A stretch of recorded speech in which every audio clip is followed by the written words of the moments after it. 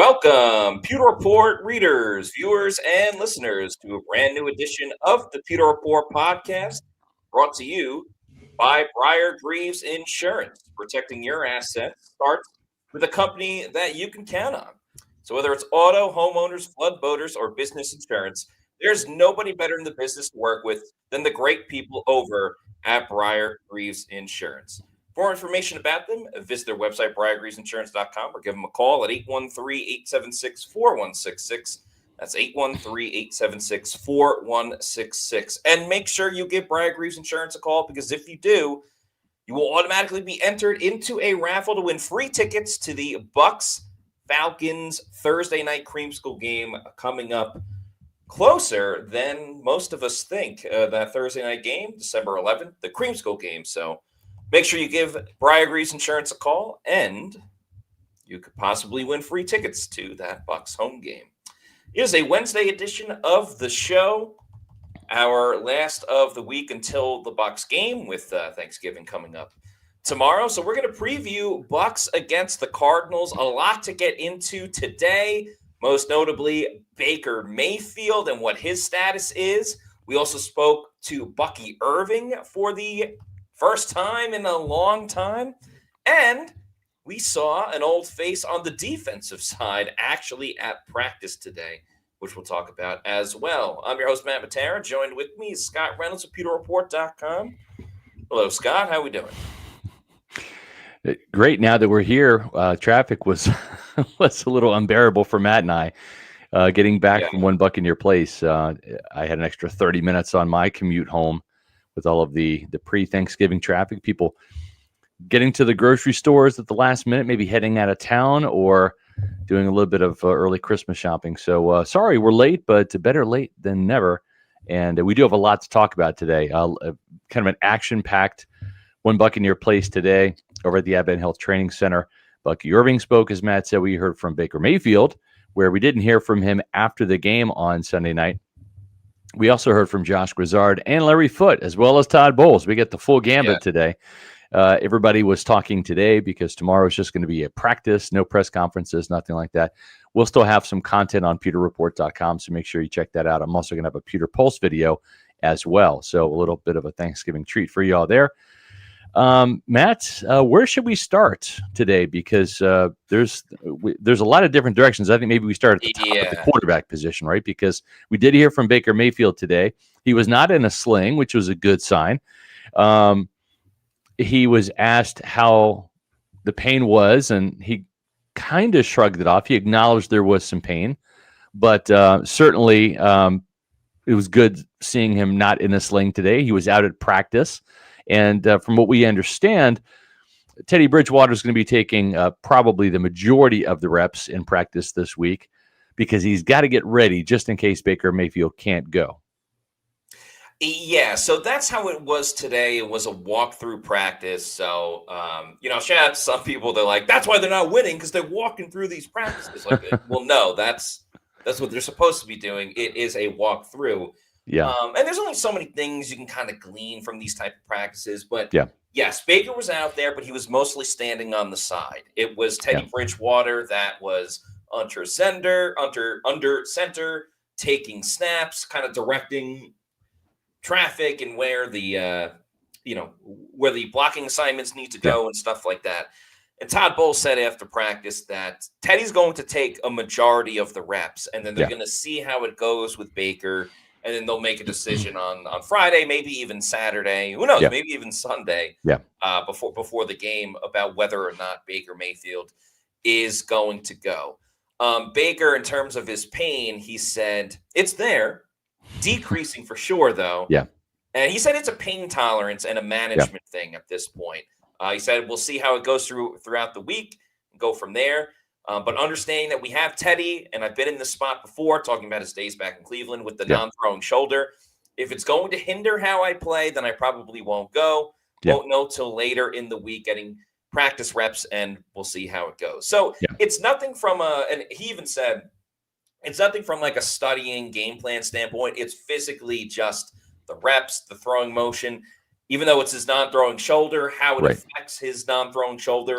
He can just kind of rip passes. So general consensus is that Teddy Bridgewater is going to practice throughout the week. Maybe Baker will get some throws maybe tomorrow, but likely, Friday, and then a decision will be made. Remember, too, on that last throw, and even Baker Mayfield was kind of like saying, like, was it a throw? Where it was picked off.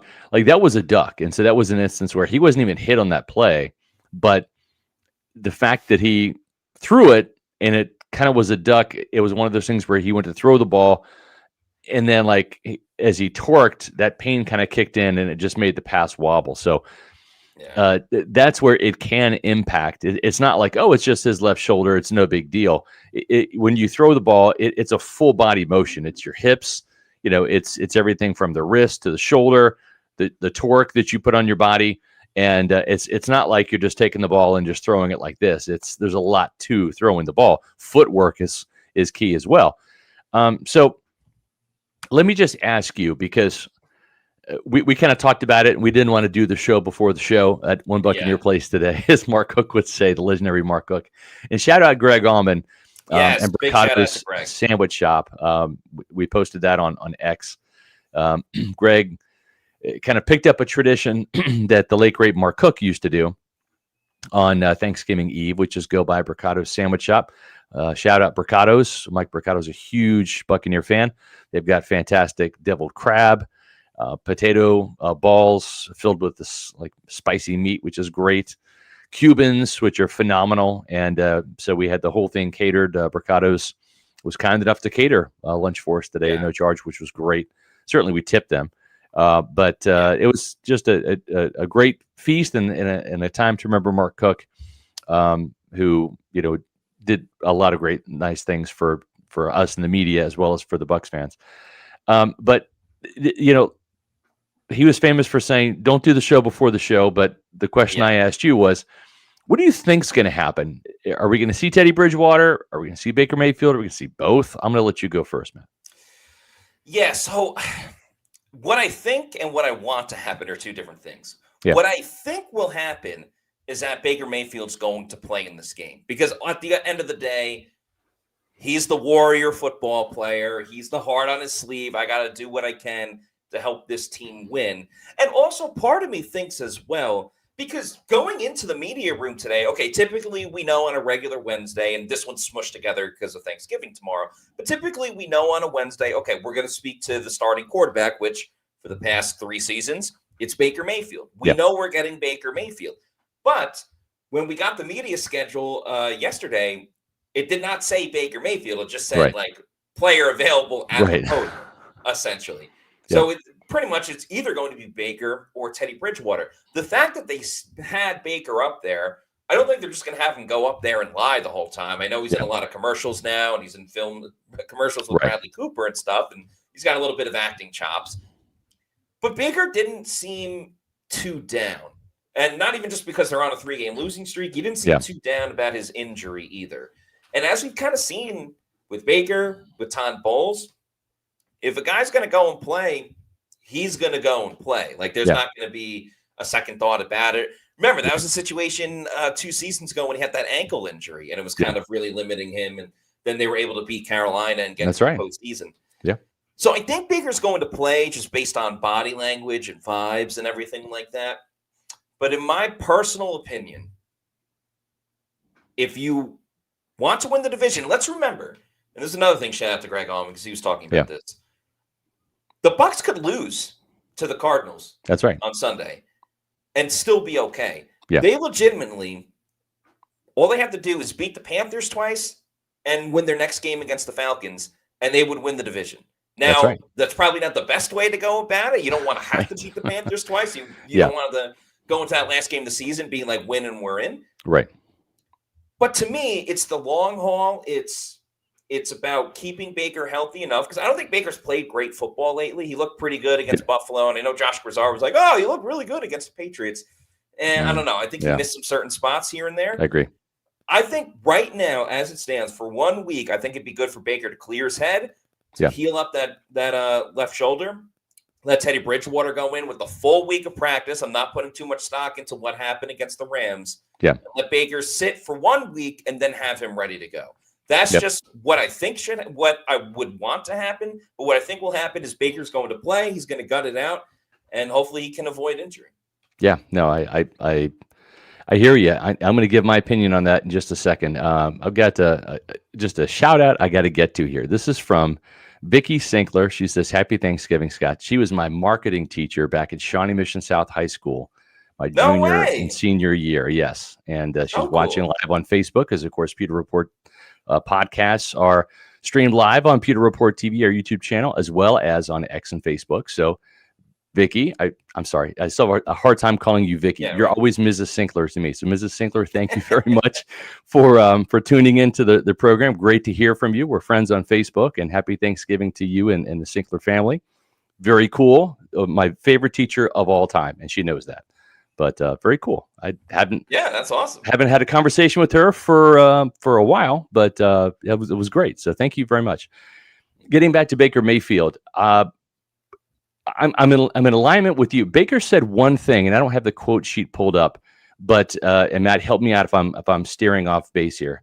But he kind of said, yeah, there is something to the rest up 1 week so I can play the rest of the week. It's not exactly what he said, but he alluded to that. That was the conclusion I drew from it. The same for you, Matt?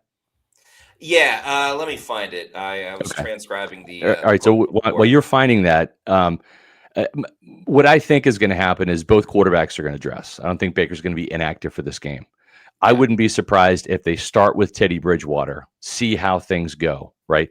See how the flow of this game goes with the running game. Can they score early? Is Todd Bowles' defense cooperating, right?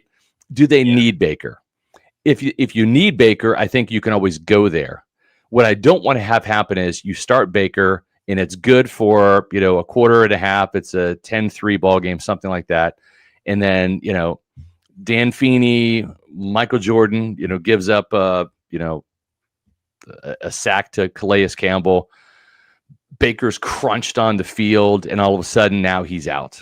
And now you're bringing in Teddy Bridgewater cold off the bench. And even though he's practiced all week, it's just a different kind of mindset now. Not that Teddy can't handle it. He's a 32-year-old veteran. He's been a backup. He's been a starter. I just get the feeling that Todd Bowles is probably going to appease Baker and say, we're going to dress you. And I think they're going to call up Connor Bazelak too, right? And they'll dress him as well. Because even Josh Grizzard today, he was asked, who's the third string quarterback on this team? It's Bazelak, but remember, Bazelak was not active on Monday or on Sunday night. He's a practice squad player. So Josh said, well, we have an emergency quarterback. I'm not going to disclose who that is. We don't want to get I wish he would, but I get why he wouldn't. But. Yeah, I think Cam Brate was that guy back in the day. The former Bucs tight end. So I think that's what I could see play out. I think they placate Baker a little bit. I think Todd Bowles kind of dangles the carrot and says, listen, we'll dress you, but let's see if we need you in this game. And if I'm being quite honest, if you need Baker Mayfield to beat the 3-8 Arizona Cardinals, and I'm not taking the Cardinals lightly because they took what is going to be a playoff team in Jacksonville to overtime last week. Yeah.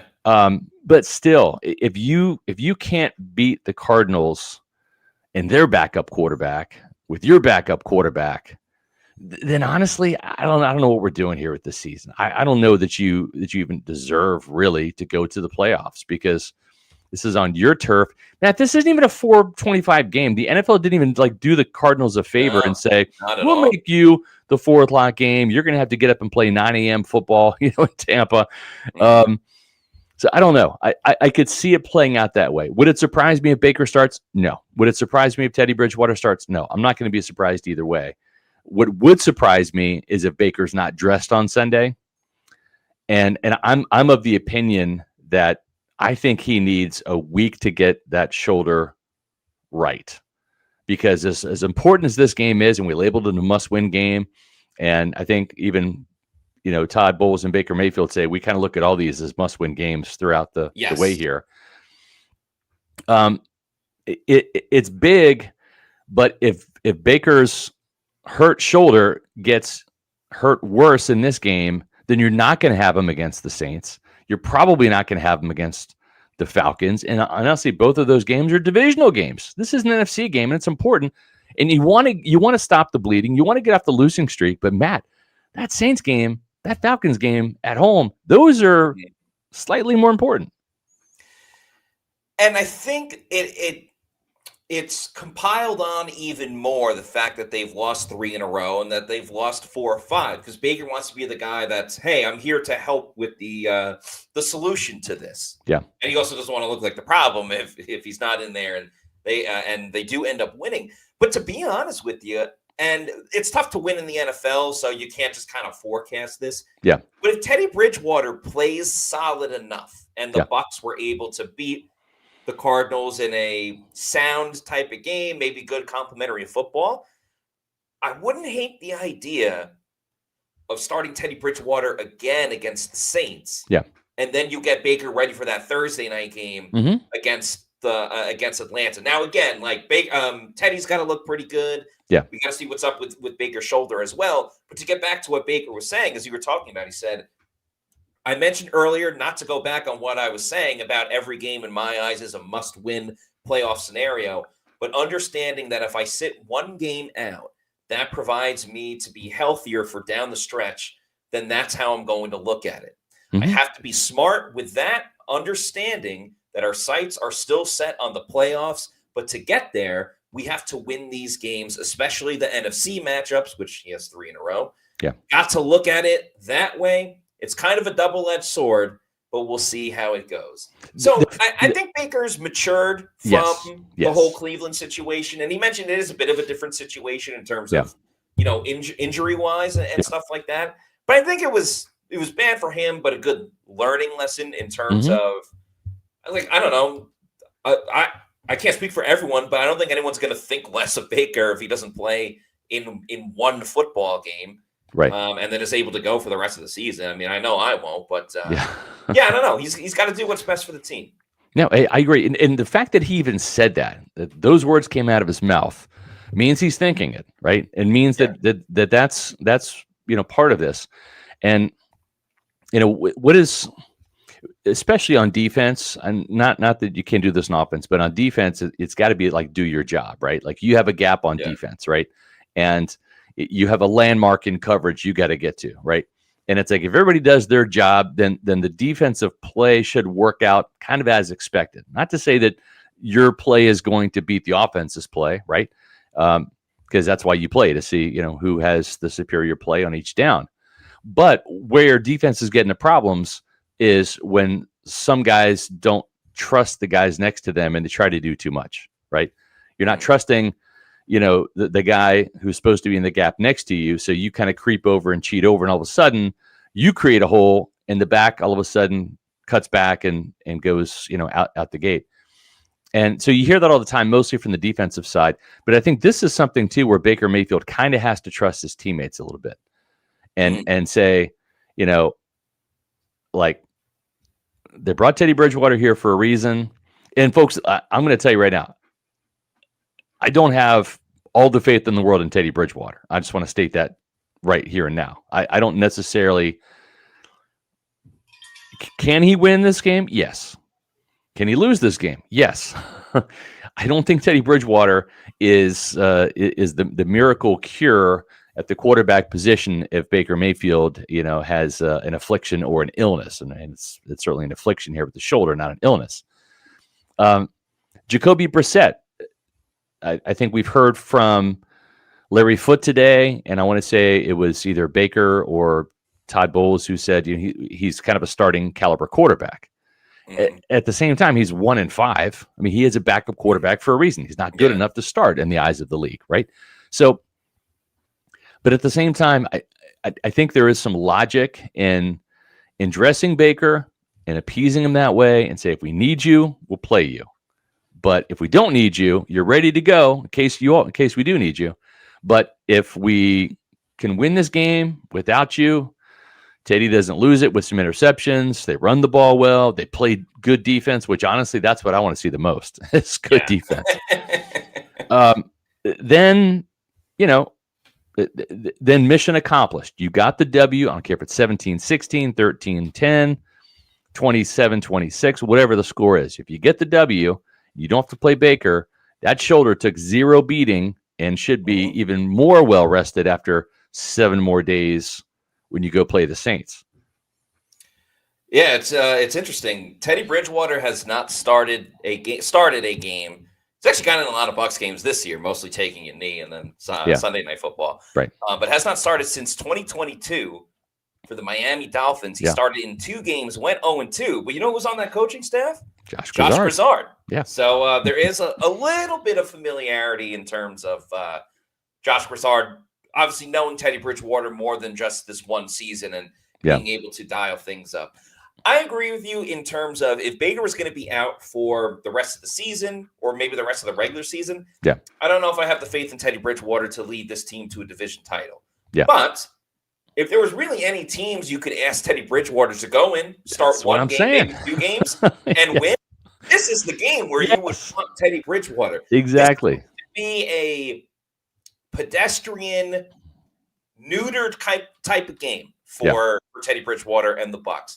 Teddy's not going to run and sprint and make all the great Baker Mayfield plays. Right. But you know what? Maybe he'll get rid of the ball quickly. Maybe he's like, man, I didn't come back to get smothered by Calais Campbell or picked off by Buda Baker. So I'm going to make the smart, safe throw, which Baker's been good protecting the football this season. But I don't know. Like, I still go back to when Teddy Bridgewater first got here. I was in Pittsburgh watching him at some of these practices. He was making some really precise throws. And then he made those great throws to Bucky Irving and Emeka Egbuka in that playoff game, in that preseason game against the Steelers. He's got touch. And I think Josh Grizzard can dial things up the proper way where maybe you're not getting like the deep downfield shots that Josh Grizzard has wanted, but maybe the offense doesn't need that with this current style of the offense. And they get more to slice and dice, dink and dunk. Not pretty, but it gets the job done. And the Bucs find a way to win. Because they do benefit from, at some point, they're going to have to get a rebound from their defense. I agree. You know, like, I don't think it can be another 40-point game for the opponent or, touchdown after touchdown after touchdown. The defense is going to need to step up. I think they're going to need a big-time special teams play. I'm looking at you, Cameron Johnson, for a big return or whatever it may be. But I don't know. I trust Teddy Bridgewater enough to get the job done and really just not get in harm's way in this game if Baker can't go. Yeah, I mean, if he plays smart football, doesn't try to do too much, plays within himself, plays within the offense, and the running game shows up. I think that's the big thing is Tampa Bay's running game, even against 2 formidable teams. Bills not so much in terms of their run defense, but I mean, they're a good team outside of that. But they did what they were supposed to do against the Bills, run the ball like crazy. And then they had over 100 yards rushing against the Rams as well. And so I'm encouraged by that. I think Bucky Irving coming back is going to provide a spark to this team. It's going to provide a little bit of an emotional lift to this team. And we'll get to Bucky in just a minute. The injury report just came out. I'm going to read off the names here. The Buccaneers, as Matt said, had a walkthrough today. The Cardinals apparently did not. The Cardinals have got kind of a lengthy list, so I'll get to those in a second, starting with the Buccaneers. Good news is Bucky Irving was a full go. Again, shoulder, foot, still on the injury report, but a full go. Sterling Shepard also a full go with his shoulder. Rashad Wisdom coming back from injured reserve. So he's in that window right now, the 21-day practice window with his quad injury. He was a full go as well. The 2 players that did not practice, Baker Mayfield, left shoulder, as well as Anthony Nelson, ribs. Remember, he took that shot from Zion McCollum. Poor Zion McCollum. He had a night, Sunday night, even hurting Anthony Nelson with a helmet to the ribs, some friendly fire there. Those are the only 2 players that didn't practice. The following players are limited. Ben Bredesen, hamstring. Jamel Dean, hip. Chris Godwin, fibula. Benjamin Morrison, hamstring. Hassan Reddick, ankle and knee. And Tristan Wirfs, shoulder. All those were limited. I did speak with Jamel Dean today, and he said he's feeling a lot better. I said, are we going to see you on Sunday? He's like, I hope so. So there's that. As for the Cardinals, these are the players that did not participate. Offensive lineman Kelvin Meacham, groin. Baron Browning, their outside linebacker, concussion. Keltrell Clark, their cornerback, personal. Amare DeMarcado, their running back, ankle. right now, if DeMarcado doesn't play, there's still outs two other stud running backs in James Conner and Trey Benson. Both of those players in injured reserve. So this is their third string running back, and he's got an ankle injury. He might not play, so they'll be down to their fourth running back in Arizona. Will Hernandez, the guard, did not participate with a hip knee. Walter Nolan with a knee injury. He did not participate. He was, I believe, their first-round pick this year. Dadrion Taylor Demerson, the safety, he did not participate with an ankle injury. Josh Sweat, their outside linebacker, did not participate with an eye injury. That's interesting because he's their leading sacker with 9. And then Trey Benson, Hayden Connor, Christian Jones, all those players were limited. They are in that 21-day window. Benson has the knee. Connor, the offensive lineman, has a knee. Jones has a knee. And then I sound like Todd Bowles. He has a knee. Yeah. Will Johnson. This is a lengthy list. Will Johnson. He was the first-round pick or second-round pick. The cornerback with the back and hip injury was limited. Marvin Harrison Jr., who's been out, he was limited with an illness today, so he might play. Zonovan Knight, their running back, another running back they have, Bam Knight is what they call him. He was limited with a knee injury. Max Melton, the cornerback with the heel injury, was limited, and Xavier Weaver, wide receiver, shoulder injury. He's limited. So if you think the Bucs are banged up, right? The Cardinals have 18 players in injured reserve, including Kyler Murray, James Conner, Trey Benson, Jonah Williams, their right tackle. They're as banged up can be, and yet they're 3-8, and the Buccaneers are 6-5. And say what you want about the Bucs, you can be down on your team because they've sucked since the bye week. They've lost 3 straight. Whatever. The one thing I will say is the Cardinals have been playing pretty tough. They haven't had success. We'll get to them in just a second. But Matt, the Buccaneers have yet to lose to a team with less than 7 wins. So all 5 of their losses, they've done a pretty good job, right? I mean, the Lions have 7 wins. The Bills have 7 wins. Those are the teams that have the worst records out of the teams that they've lost to. Which is crazy. That's kind of crazy. Yeah, they've done the job that has been needed to be completed when it comes against lesser teams. Hey, you got to beat these teams. But let's remember, a lot of these were last-second wins. They won on a missed field goal against the Falcons. Yep.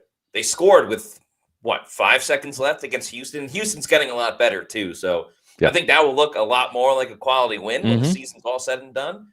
I mean, they had to win on a late field goal against the Jets. It's not like the Bucs have necessarily steamrolled a lot of these losing teams. Now, no one will care if you win the game and it says that's a win for that team. But yeah, that's a really good point in terms of these 2 teams have played a lot of competitive games. The Bucs have been on the right side of them. And when you look at it, there hasn't been a ton of blowout wins for Tampa Bay. There's been blowout losses for the Bucs. Certainly Sunday night was one of them. The Detroit game was one of them. But yeah, I don't think certainly no game can be overlooked. And that's kind of what Baker and Todd Bowles were talking about. Like no game can be overlooked. They can't take a sigh of relief because they're playing the Cardinals and the Saints. Another thing that I'm going to be paying attention to, everyone knows Marvin Harrison Jr. He had appendicitis and he missed the last 2 games. Yeah. So the fact that he's out there practicing, I don't know what the recovery is like for appendicitis and how long that takes. But if he's able to come back for Arizona, that's a huge upgrade for them. I know he had some of his issues earlier in the season, but then he was putting it together for appendicitis. That's a gigantic return for the Cardinals if he can come back, especially – I guess it kind of cancels out if Jamel Dean returns too, but especially with the struggles of Zion McCollum lately, which Todd Bowles said that Zion is just guessing too much, which you don't love hearing that about. A corner that you just gave a contract extension to. But that might be a matchup that the Cardinals are certainly going to exploit if Harrison is able to return. Yeah, and really the Cardinals, they've got a couple of weapons on offense for Jacoby Brissett. That's the reason why he's thrown 11 touchdowns and only 3 interceptions. Marvin Harrison has 34 catches for 525 yards. He's averaging 15.4. He's the downfield guy, and he's got 4 touchdowns. Now, they also have another guy in injured reserve, is Zay Jones, who was penciled in as a starter to begin the season, and he's now in injured reserve as well. But Michael Wilson has stepped up. He's got 47 catches for 534 yards and a touchdown. And he's a bigger-bodied receiver, kind of a physical receiver, kind of like the Juwan Jennings a little bit. Remember how Juwan Jennings has given Zion McCollum fits just with the big physical size. So whether it's Marvin Harrison Jr., whether it's Michael Wilson, Zion's going to have his hands full with either one of these guys because they are bigger receivers. And even though Zion is big, I think he does better against kind of the smaller, faster receivers. We saw what happened with Devontae Adams, who's, kind of a big receiver, kind of a thick receiver as well. But really the guy that you have to zero in on is Trey McBride. This guy has Jacoby Brissett's attention, especially in the red zone. 7 touchdowns. He's off to a career start to this year. Now, last year he had over 1,000 yards, so this is nothing new for Trey McBride, the second-round pick. The Bucs loved him, by the way. They loved him. I loved him too. I think everybody at Pewter Report loved him. We had him as the Bucs best bet, and they were hopeful that they could have drafted Logan Hall at the top of the second, and then come back later in the second and grab him. But the Cardinals beat the Bucs to the punch. In hindsight, you just draft Trey McBride with the 33rd overall pick. He was worth it. 80 catches on the year, Matt, 797 yards, 7 touchdowns. He is a red zone nightmare, and we've already seen like Levante David give up a touchdown last week to Colby Parkerson in the red zone. So, this is a player that really is their primary weapon on offense in the passing game. Not that Harrison can't be when he's fully healthy, but Trey McBride has kind of stepped into the vacuum and said, hey, if Harrison's out, like, I'll be the guy. And Jacoby Brissett has said, yes, please. Love Trey McBride coming out of the draft. He's just one of those hard-nosed football players, but is all around great. I mean, you look at the wave of tight ends, you had, and these are different tight ends, but in terms of like the star tight ends back in the day, it was like Jimmy Graham and Jason Witten. And then it became Gronk. And then Travis Kelce took over, and George Kittle certainly, has been the guy for a little bit. But the new wave of tight ends, as far as like premier tight ends in the league, to me, it's without a doubt Trey McBride. I also think it's Tucker Kraft from the Packers, who unfortunately is out for the end of the year. But those two guys are just absolutely balling. He's got great speed as a tight end, not afraid to get his face into a defender and block as well. Wait a minute. Hold on, Matt. Are you noticing something on his hands? Yeah, what is that on his hands? I think. Are those gloves? I think those are gloves. Oh my gosh! Wait, hold on. Did I just say Trey McBride had 7 touchdowns? How many did Bucs tight ends have this year? Not just 0. The starting. How many barehanded tight ends have touchdowns for the Bucs this year? None. None with gloves either. So I don't know. Cade might be making a point. Like, well, the guys with gloves don't have touchdowns either. But yeah, Cade, put on some gloves. Put on some gloves. So funny. Tom Brady told Evan Kolowski was chatting about this with Pewter Report about Tom Brady told him right away, put on some damn gloves. Yeah. Now he dropped the pass in training camp, and Brady's like, why don't you wear gloves? Cade's like, I don't wear gloves. He's like, you need to wear gloves. And he was like, okay, Mr. Brady. And he put gloves on. And it worked. And then he decided he wanted to go back to not having the gloves. And I don't know. I asked Josh Grizzard today. I was curious. I put Josh on the spot. He probably didn't appreciate the question. He's like, I'm not going to tell players how to dress. I would say, son, 95% of the pass catchers in this league, DBs, safeties, running backs, wide receivers, tight ends, have gloves on. Put some gloves on. I do wonder too, because it's not even like when the ball gets ripped away from them, like it did against the Rams. It's egregious, and obviously it stands out a lot more. But there were times, it was more last season and 2 seasons ago. Cade Otton has trouble making the tight window catches, catches when there's traffic involved. Sometimes the benefit of the gloves, you're just like, bam. And then it hits your glove and bam, you catch it because that's what the glove is there to do and help you. I wonder how many of those, you can't call it drops, but those incompletions into short, tight windows that maybe would have been caught if Cade Otton had some gloves on. But yeah, I mean, the more he drops it, the more it's going to get louder and louder. Yeah. And when you have bad of a play like the Rams, it's going to stick out even more. You know what? Let's talk about Bucky Irving, then we'll get back into more of the Cardinals conversation here. But I was just reflecting on Bucky Irving, and I went back through some pictures in our Pewter Reports, gallery in our admin, and I remember like Bucky Irving when he first came to Tampa, he had the dreadlocks, right? Yeah. And so did Rachaad White. Rachaad White had the dreadlocks too, and Rachaad played like his rookie season, I think his first 2 years with the dreads, and Bucky. Was down here in training camp, and he's like, screw this, man. I'm cutting these dreads off. It is too hot. Plus, too, it's like when you have the dreads, it's like your helmet doesn't fit right because, the hair's, moving and all of that. And we asked Bucky about it. This is back when we did the training camp diary with Bucky. And I asked him about it. He's just like, it's hot. And I don't want to hurt the team by me getting fatigued because I have dreadlocks, right? So, I want it cool. So he cut his hair really tight, and it's been tight ever since.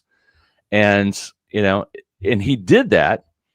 I mean, obviously he grew the dreads out for looks, like he wanted that, but then he's been close cropped ever since because he wanted to help the team. That's what he said. Like, I wanted to do this to help the team. Like, I can't play my best and help the team if I'm hot because of all of the dreads and I'm my fatigue sets in a little bit. And I just thought, wow, what an absolute mature response from a rookie to come in and do that.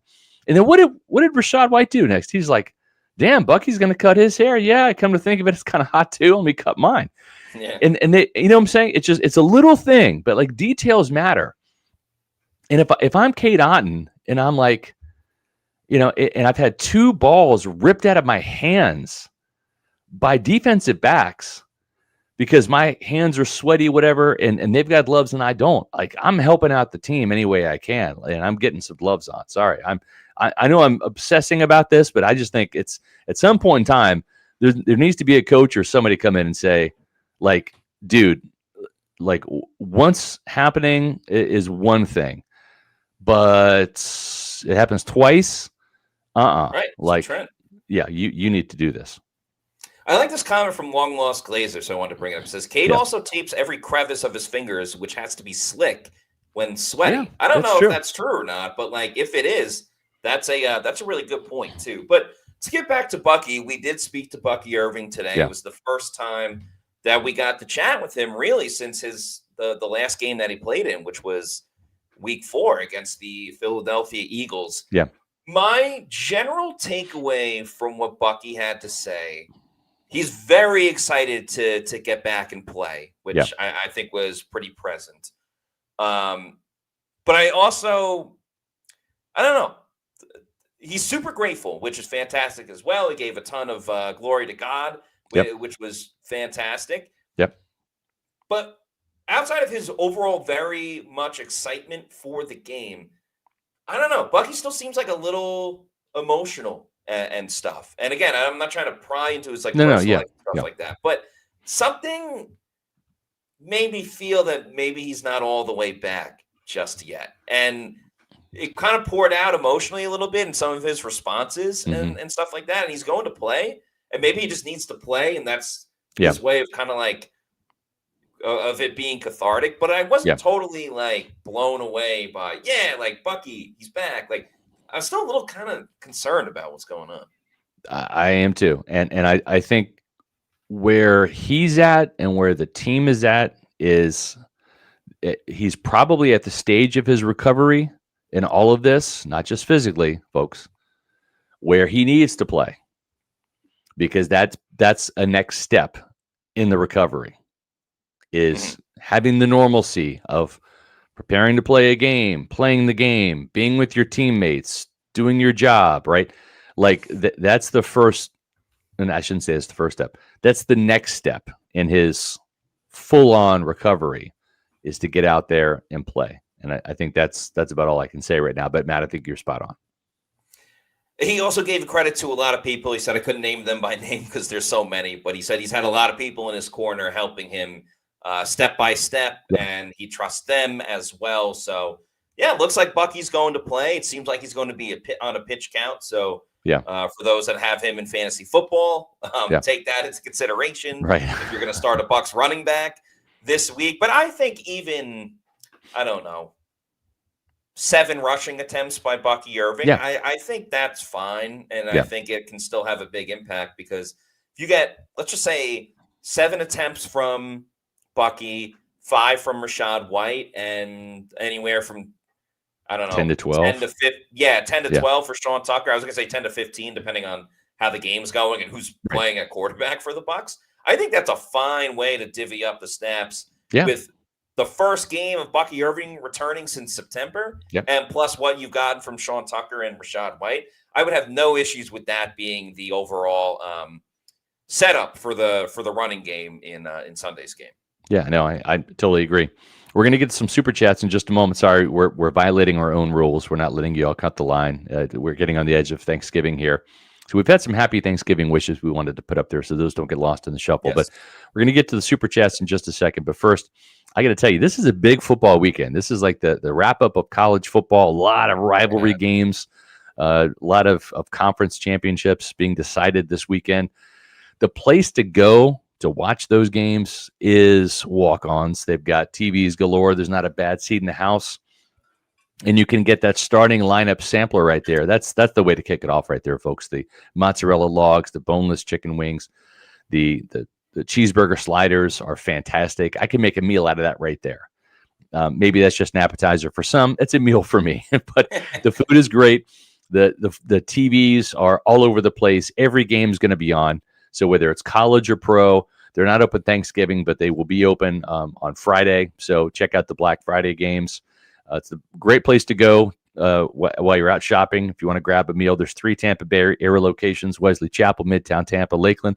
Of course, it's the place to go to watch your Tampa Bay Buccaneers as well. And if you want to get some catering and maybe have a watch party at home, let's say you're not going to the stadium, or maybe you are going to the stadium and you don't want to bring the grill out there, but you want to have some great food. Well, stop by Walk-Ons on the way to the stadium and pick up a tailgating platter. That's the way to do it. You can take your event to the next level, whether it's at home or at the game, with their new catering program. You can order directly online at catering.walkons.com or in the app, and then pick up your catering for the big college or pro game at one of those 3 Tampa Bay area locations: Wesley Chapel, Midtown Tampa, or Lakeland.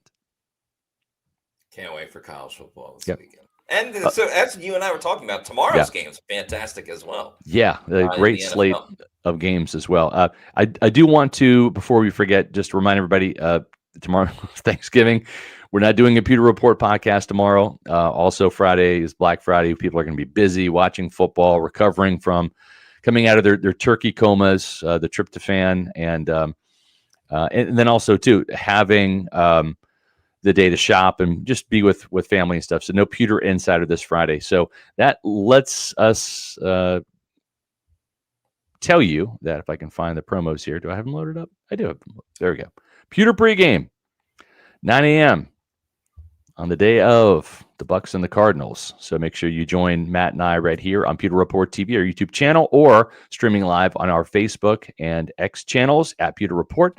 Then we're going to have Pewter Game Day at 1 o'clock with Matt Matera and Daniel Morales on the call. Always a fun time.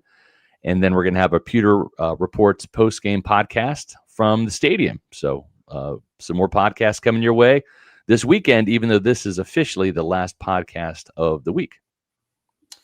That is right. So looking forward to the game on Sunday. Certainly a lot of storylines that we'll be able to get into throughout it. But let's get to the super chat. Y'all have been patiently waiting. So thank you to Zachary Jarvis for this $9.99 super chat, who says, I was watching the Todd Bowles show and he mentioned Zion gets bored and gives up plays. How do you get bored in an NFL game? I know. Is that on coaching or Zion? Both? I think that is ridiculous. I think it's both coaching and it starts with Zion. He's the player on the field. If he's getting bored, that's a problem, and that's something that he has to overcome. And I think what Todd Bowles means by bored is if he's not getting the ball thrown his way, right? Like, let's say, for 2 series, he doesn't have the ball thrown his way. Then he kind of relaxes. Then he gets a little bored. And all of a sudden, he gets picked on, gives up a 54-yard pass or something, right? And then all of a sudden, he's not bored anymore. It's the ability to kind of you have to anticipate that the ball's coming your way every single play. And if it does, it does. If it doesn't, it doesn't. But you have to play every single rep that way, whether you're getting action or not. It's just like Secret Service, if they're guarding somebody of importance, it's not like they can say, well, we pretty much have it locked down today. I don't think there's anything going to happen today. You have to anticipate that something bad is going to happen every single day, right. And you have to go into it. The enemy just has to be right one time. That's right. Exactly. That happens. Exactly. And same thing with Zion and coverage. That's right. He could have tight on tight coverage 99 times, but at the 100th time, he relaxes. Is the game-winning touchdown? Yeah. Yeah. It's the 3rd and 14. It's the 3rd and 18. It's the throw to Devontae Adams. It's it's just bored. It's not a good look. Yeah, bored probably isn't the right word, but that's the one that Bowles is kind of has held on to for whatever reason. But he was talking about this like last year at the NFL Combine too, which to me is the most concerning because it's something that has been discussed about all of the offseason. Todd Bowles had that heart-to-heart with Zion McCollum where his play was better. Part of me thinks as well he's just trying so hard to make a play that sometimes he almost wants to goad the quarterback into throwing his way so he can make an interception, but you're never gonna get that done when it's Matthew Stafford and Josh Allen for sure. Yeah, and I think part of it too is he is guessing. He doesn't trust his technique. Maybe he needs to study more. I don't know. I think that's the other part of his coaching too. Is Kevin Ross. You are as a coach, you are who your players on the field say you are, right? And sometimes if a player's not talented, like Chris Braswell, I don't think Chris Braswell is a reflection on Larry Foote, for example. I still don't think Chris Braswell has any instincts. I just think that was a miss. That was a bust. Yeah. And, I think the front office has already kind of addressed that with David Walker. They knew they made a mistake after one rookie season, like they did with Logan Hall. They're like, Logan Hall's not a player. We're going to draft Kalijah Kancey, another defensive tackle, in the first round the next year. They did the same thing with Chris Braswell. You could put Rod Marinelli, out there as the pass rush coach. I don't think Chris Braswell is going to ever be that guy. But Zion has some ability. He's a very good athlete. But I think he needs to get better from the neck up, and that's where really good coaching comes in. And I'm not going to put, Kevin Ross and Raheem Morris's class or Mike Tomlin's class or Jimmy Lake's class or Tony Dungy's class or Herm Edwards' class, guys that were like really, really, really good defensive backs coaches. He's not in that class, in my opinion. And if they get a new quarterbacks coach next year, I'd be fine with that. Not calling for his job, but I'd be fine with it. Yeah, Zion certainly has all the athletic traits. That's not an issue for him. Right. Though he can't freaking catch the ball, even when all that athleticism. Anyway, K Lear 2, thank you for the $5 super chat, says Josh Grizzard is giving me Leftwich vibes. Too much of the same plays, especially the wide receiver screens. A little bit, but I'll say this. Byron Leftwich, even in 2022, he had Mike Evans, a younger Mike, a younger Chris, and Tom Brady, and Leonard Fournette and Rachaad White. Okay, so like to me, there's no comparison there. Leftwich just couldn't get the job done and he was very predictable as a play caller with a star-studded cast still to work with on an 8-9 team, but they should have just been so much better than they were, and a lot of that was Byron Leftwich's fault. Josh Grizzard, I mean, again, he doesn't have both of his guards starting running back for most of the seasons, both starting receivers for most of the season. And the guys that he has to count on are two rookie receivers that are figuring this out on the fly in Emeka Egbuka and Tez Johnson. And I think they've been really, really good. When we talk about coaching, we probably haven't said the name Byron McClendon enough. McClendon's done a fantastic job as a wide receivers coach, developing these guys. Brian McClendon is a top-notch wide receivers coach. He's a guru, in my opinion, at the wide receiver position. So I think Josh has been in a fight since week one with one hand tied behind his back. That's a good way of putting it. I don't think we're there by any means. We got to remember all the predictable crap with Leftwich.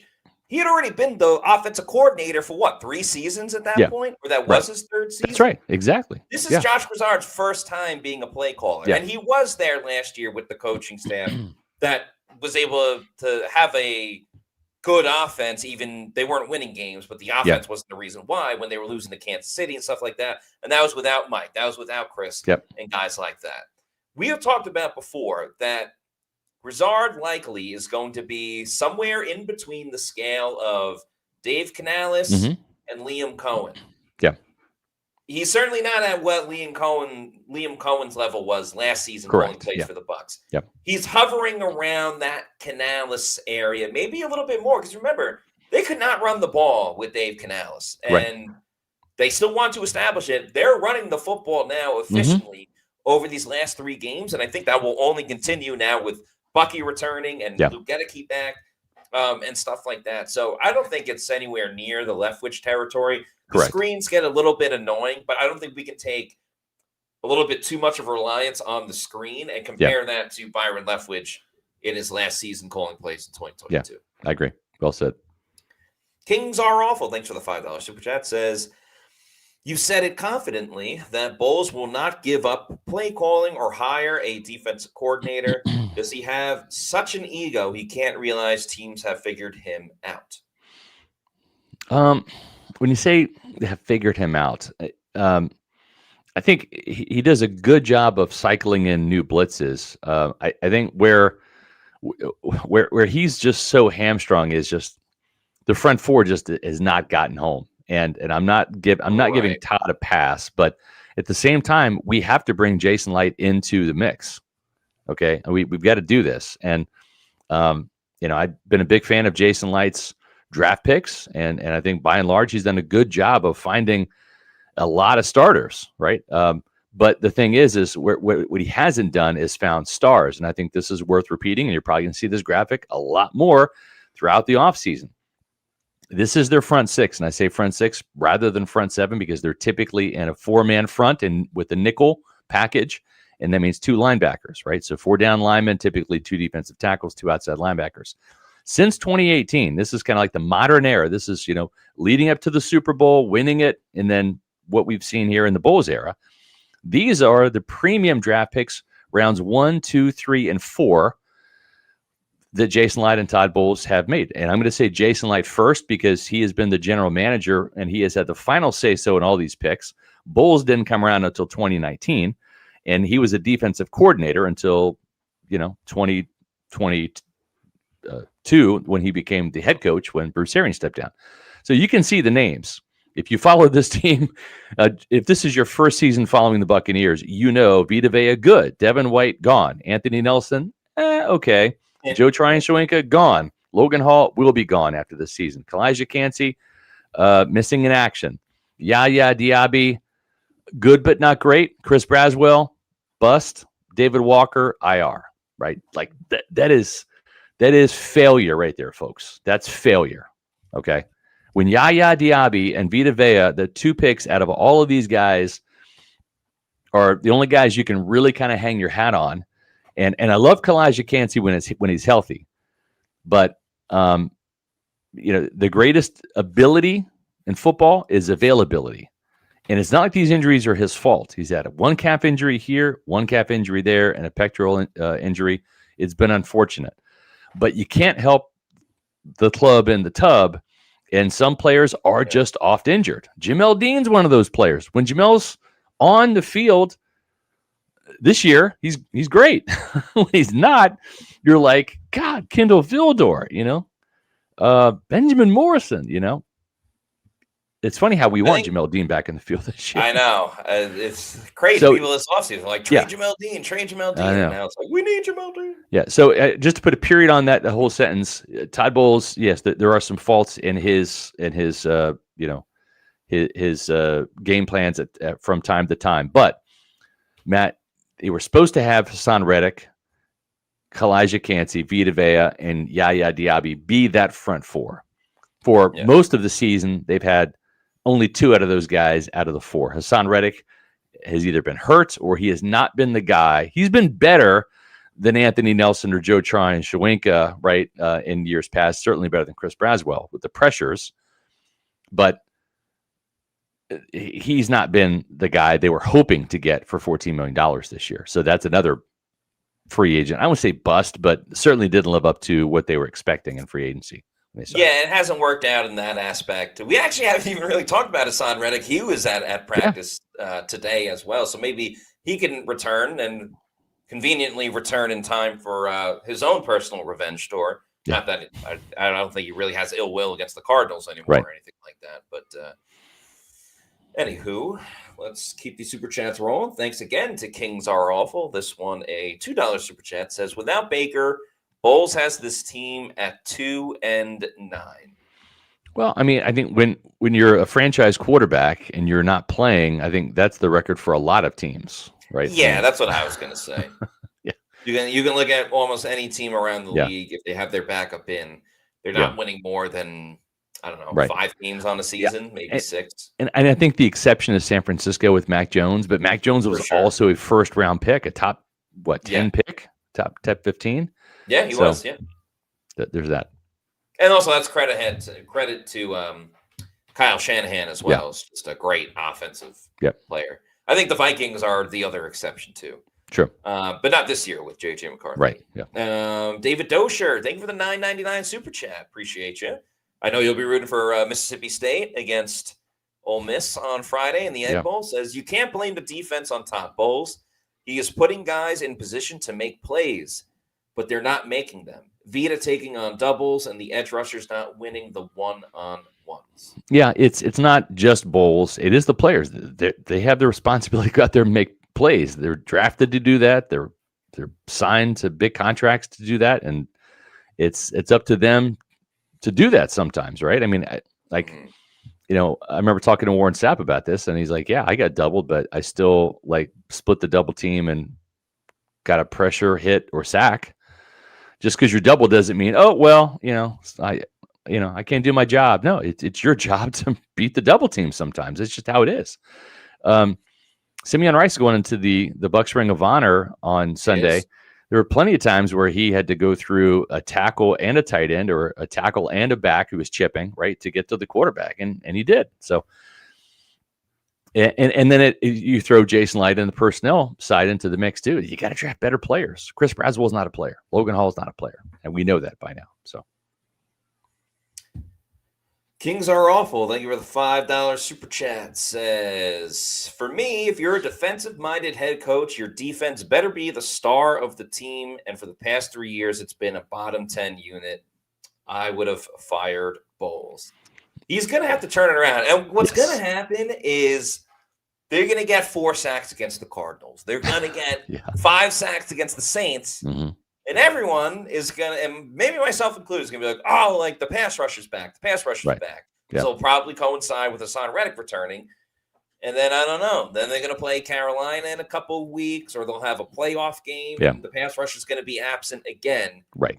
So, I don't know. It's tough. Again, they did go up against some of the best quarterbacks in football, but it's very apparent their 4-man pass rush against better teams, they don't have the guys for it. They don't.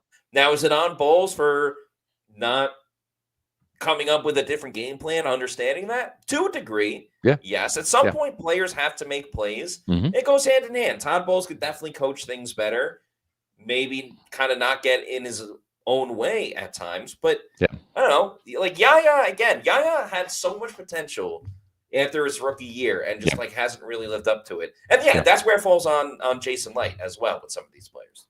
I agree. We got a couple comments. Let's do these, then we'll get to the Yes. super chats here. I thought this was a good one from Wasp49. Scott, Matt, what is your favorite Thanksgiving dessert? Matt, go first. I am a pudding pie guy. I'm a huge. I have such a sweet tooth. I love anything chocolate, milk chocolate, stuff like that. So yeah, pudding pie to me, it's. I look forward to it every year at Thanksgiving. I can have it since I can ever remember. What kind of pudding celebrating pie? Thanksgiving? So I love pudding pie. What kind of pudding pie? You mean like a French silk pie, or like what do you mean? Just by like chocolate with whipped cream on Oh, top. okay. Oh, okay. Yeah, I think like pudding underneath as well. Yeah. I'm a pudding guy myself too. My wife thinks that I'm an old man. I mean, I am, but like, I always kid her. I'm like, baby, can you grab me some tapioca from the fridge? So, but yeah, I love pudding as well. I love pecan pie for Thanksgiving. Although we don't have one this year, we actually have apple pie, which I bought a couple days ago, and the willpower I have to not dig into that apple pie is like next level. So the fact that it hasn't been consumed yet, good on me. I also have a pumpkin pie. I'm kind of a traditionalist. So pecan, pumpkin pie, or apple pie. We have 2 out of the 3 this year. So, There you go. Yeah, can't go wrong with any pie on Thanksgiving. Yeah. That's the holiday to have it for sure. Yep. By the way, before we get into these, and also too, so Bat W, my wife makes the best bread pudding. First of all, my wife is an amazing cook. I tell her not to bake because if she did, I would be like Fat Scott. I would be huge. So I literally have to tell her, yeah. But I'm, as she knows, I'm a bread pudding fiend. So if your wife makes the best bread pudding, like send me the recipe because that's one thing. No, actually don't. Never mind, because Ashley would probably kill that recipe, nail it, and then I would eat it all, and then I'd be fat. So it's tough to resist a great dessert. There's no doubt about it. Yeah. Before we get to these last couple of super chats, also want to remind everyone that Pewter Report is sponsored by Splash Sports. They are the official daily fantasy app of PewterReport.com. You can join over 2.5 million people playing on Splash Sports. It's the home for Survivor, Pick'em, and Quick Picks. You can do Quick Picks week to week, game to game if you want to. Whether you want to create your own contest with friends or take a shot at life-changing prize pools, Splash Sports has you covered. You can do weekly pools, weekly pick'ems, all of that fun stuff. Turn $20 into $1,000 with the best multipliers in daily fantasy sports. And they're always giving away different boosts, different $5 no sweat bets. So make sure you download the Splash Sports app with the QR code on the screen and start winning some money over on Splash Sports. I'll have my Thanksgiving Pewter Picks and Props coming out later tonight. Then college football coming up this week. And, of course, the Bucs game as well. So thanks to our friends over at Splash Sports. Yeah. And Nathan Elliott is making a sweet potato pie. Yeah, I love sweet potatoes too. I've never had a sweet potato pie. It looks like a pumpkin pie. It looks like exactly the same thing. I have to check it out. This is also good too, as John B says, pecan pumpkin with Cool Whip. Yeah, when they're mixed together like that, I've had a couple of those. Those are really, really good. Nathan says, already made the chocolate cream and pumpkin pie. Damn, Nathan, you're quite the baker. Yeah. Yeah. You're the other Tampa baker. That's right. Produce Revolve says, Scott, I feel you on the apple pie. Been eyeing that thing all week. Yeah, for sure. Matt, this is a question for you. Batman 630. Yeah, Batman, it is. It is available in Florida. So, yeah, you can just go into the app, type in Splash Sports, and you'll be good to go. But, yes, it is available in Florida. Yep. And Batman, first of all, Batman, thank you for protecting the streets of Gotham. Appreciate has that. A $1.99 super chat says, tape against good teams can help in the playoffs.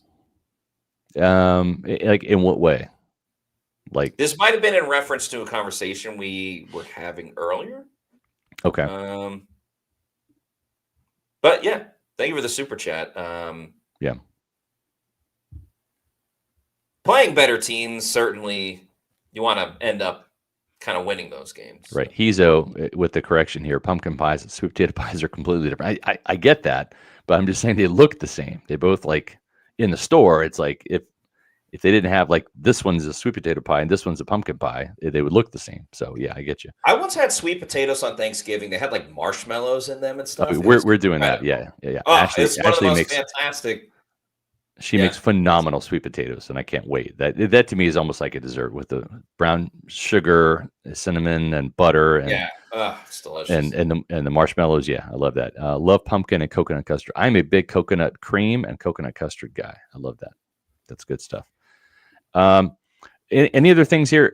Let's kind of wrap up our Cardinals preview by just saying I asked Josh Guizard like what concerns you about this Cardinals defense, and it's a couple guys. It's Buda Baker still getting the job done, right? I mean, he is a blitzer. Yeah. He's kind of like that Rondé Barber, a throwback type. He's a blitzer, plays in the slot, plays in the nickel, plays safety. He's kind of a quasi linebacker. He can get after the quarterback. He had an interception against Jacksonville as well. So he made life miserable for Mr. Trevor Lawrence. This guy right here, Calais Campbell, still getting it done. Baker Mayfield said this guy keeps following me. Like I keep playing him everywhere I go. And he is an ageless wonder at what is he now? 52? Is he a year younger than me? God, he plays like 39 or something like that. 38. Yeah, it's crazy. Yeah, he's good for him for still doing it. I feel like Bucs fans don't like Buda Baker because if I'm not mistaken, it wasn't his fault, but like he was voted in that Pro Bowl that Antoine Winfield Jr. wasn't. Correct. When he was an All-Pro. So like I don't know. I kind of look at Buda Baker the same way Jerry Seinfeld looks at Newman and goes, Newman.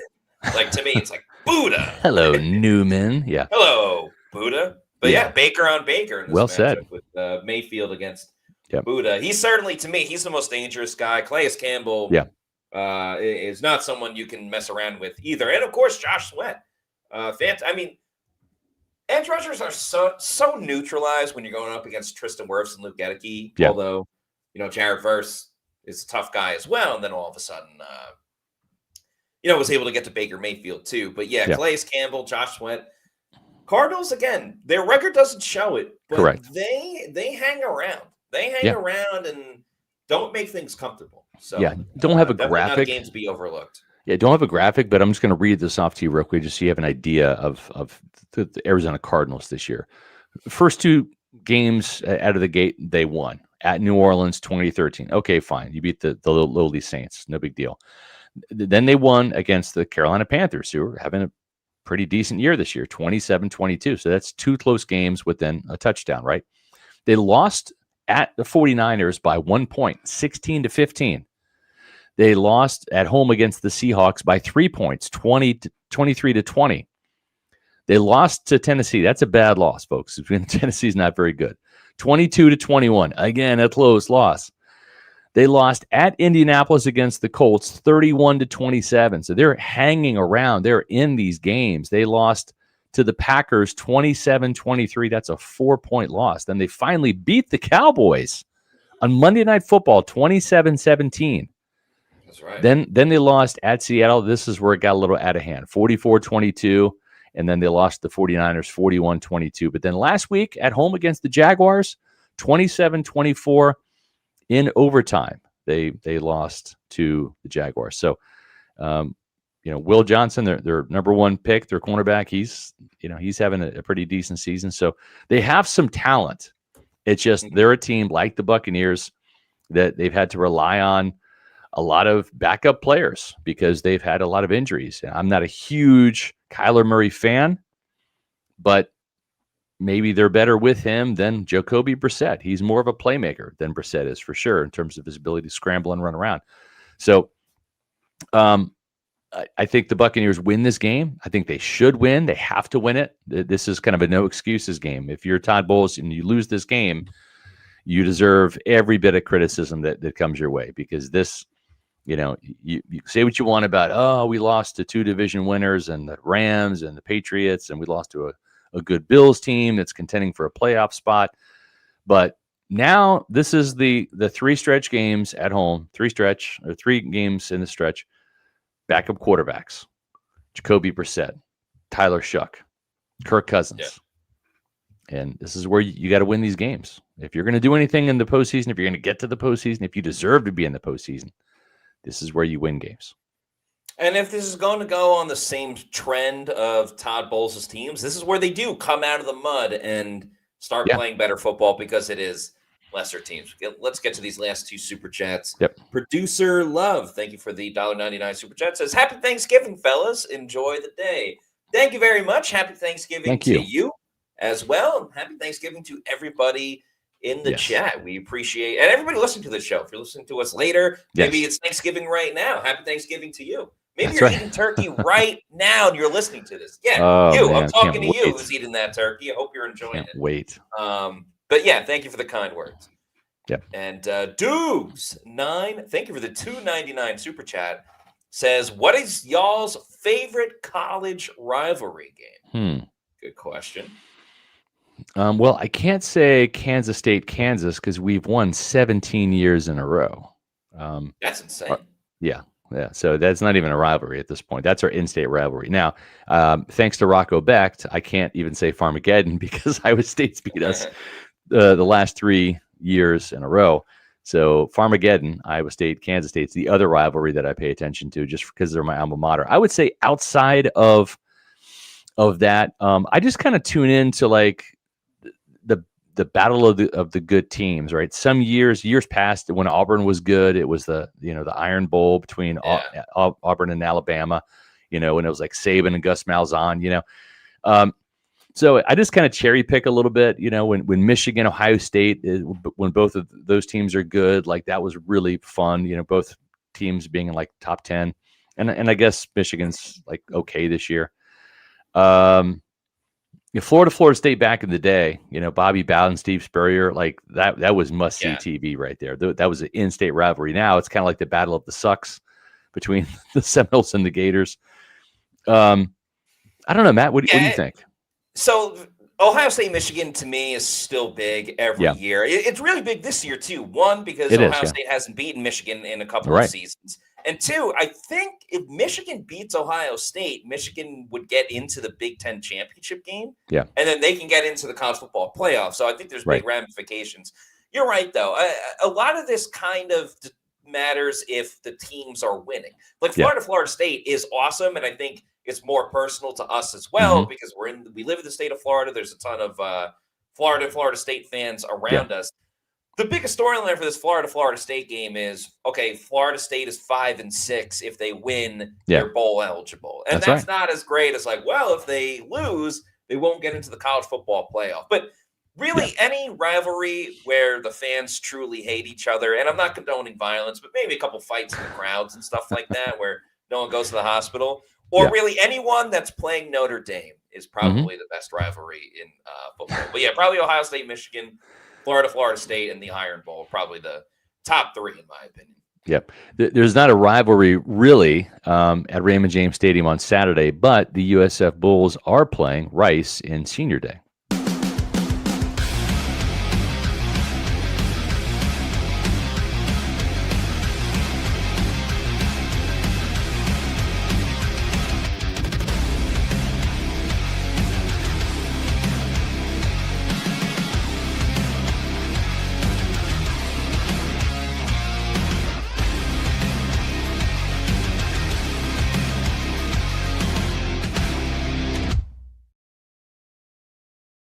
Fan appreciation game at Senior Day at Raymond James Stadium, Saturday, November 29th. So after you get over your turkey coma, head out to Raymond James Stadium for the Bulls versus the Rice Owls.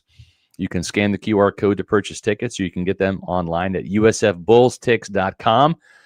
Tough day for USF Bulls. Alex Golish, the head coach, going to Arkansas.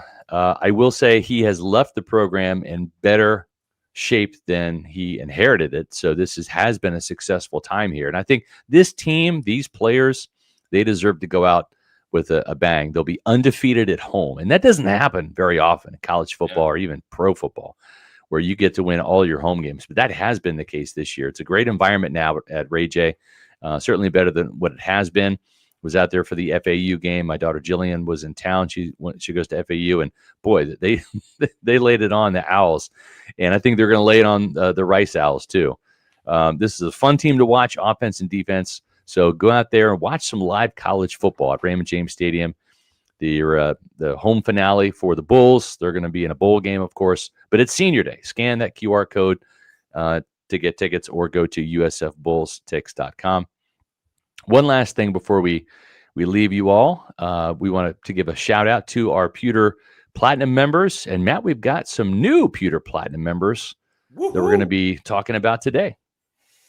Yeah, so thank you very much to all of our Pewter Platinum members: Scott Federico, Scotty J, Rachel Gordon, Noah Parr, Dave Anderson, Eric McMillan, Hezo813, Ash Fishpool, Joel L. Rican, Sam, John Dale Morris, Zap Brannikin, RP89, Kevin Thomas, Mario Thomas, Leighton Carter, Brandon Riley, The Guy is Gifted, Alec Bickler, Nick Dubuque, Dominic Tarantino, HK Bucs, The Real Maverick, Brayon Pinkney, Brian Shucker, Black Gold 1999, Steven Zool, King James 813, Fear the Crew, Henry Gigante, Robert Mackin, Todd Pittner, Giles Dowden, Monster Jam Forever, and PCS Snowflake 937. Thank you all so much for your support of Pewter Report TV. We are thankful for you guys, whether you are a Pewter Report TV channel member or not. If you are, thank you very much. If you're not, please consider becoming a Pewter Report TV channel member, or at the very least, just watch our shows. We greatly appreciate the amount of viewers we have. We appreciate the subscribers. We're almost at 22,000. Thanks to you guys. Make sure you head over to Pewter Report TV YouTube channel and hit subscribe. Every little thing you do, from the views, from the comments that you leave, the likes, the thumbs up on the videos, whether you're a channel member or not, whether you comment or not, whether you just watch and lurk, we love you all. Thank you so much. Yes. You guys mean the world to us. We love doing the show. It is for you. And just a quick reminder, no show tomorrow, because we're going to be eating turkey and watching football and hanging out with family and friends. But we do have a couple of shows coming up this weekend. Pewter pregame at 9 o'clock, and that is followed by Pewter game day at 1 o'clock right here on Pewter Report TV, or you can watch it live on X or Facebook at Pewter Report. Yes, and if you're not already doing so, please make sure you're following us on all of our social media on X, Facebook, and Instagram. We're at Pewter Report, and our YouTube channel is Pewter Report TV. So please like and subscribe. Leave a comment on this video what you think is going to happen in the Bucs Cardinals game on Sunday. Who do you think is going to start at quarterback? I think that's good conversation as well. So that's going to do it for us on this show. Scott already mentioned it, but yes, thank you so much to everybody. We are so grateful and thankful for each and every one of you for all your support of Pewter Report and the Bucs and the show and our website and everything like that. So happy Thanksgiving to each and every one of you. For Scott Reynolds, I'm Matt Matera saying appreciate you all. Happy Thanksgiving. And we'll see you soon for another edition of the Pewter Report podcast. Out.